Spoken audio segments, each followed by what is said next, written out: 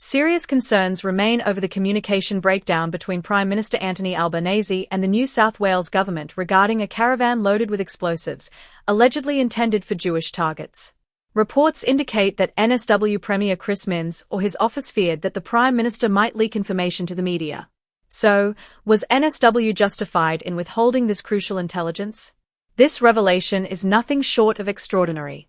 The idea that Australia's Prime Minister could be left in the dark for up to 10 days about what could have been the country's most catastrophic terrorist plot is simply inconceivable. Questions must be answered, not just by Chris Minns but also by the Prime Minister himself. How is it that his own security agencies failed to inform him? And more importantly, where does he stand when it comes to national security? A Prime Minister's foremost duty is to keep Australians safe. If information of this magnitude was deliberately withheld from him, then he has fundamentally failed in that responsibility.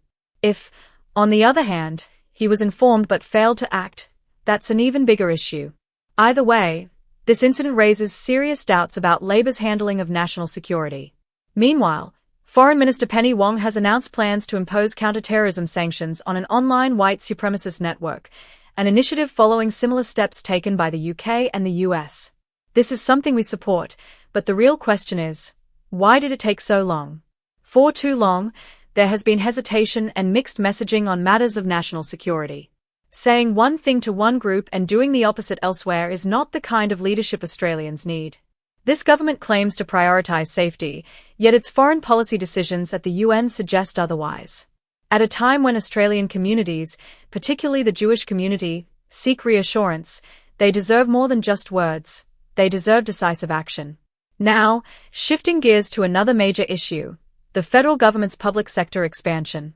Over the past few years, we've seen an enormous increase in public service jobs, 36,000 to be exact, representing a staggering 20% rise. Yet, despite this surge, government services have actually deteriorated. Take Services Australia, for instance. The agency has increased its workforce by 4,000 people, yet wait times for essential services have blown out. The Parenting and Children Support line now has over an hour-long wait time. The process to obtain a low-income healthcare card takes 5 times longer than before. And pension processing times have skyrocketed from around 30 days under the previous coalition government to 48 days today. This raises a critical question.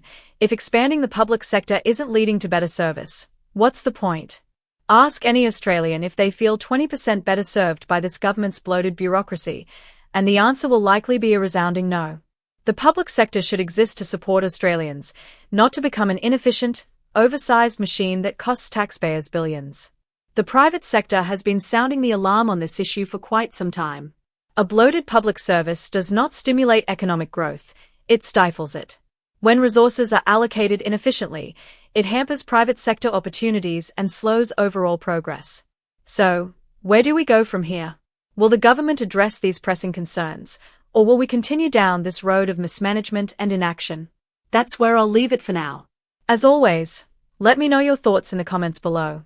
Don't forget to like, subscribe, and hit the notification bell so you don't miss my next video. Stay informed, Australia.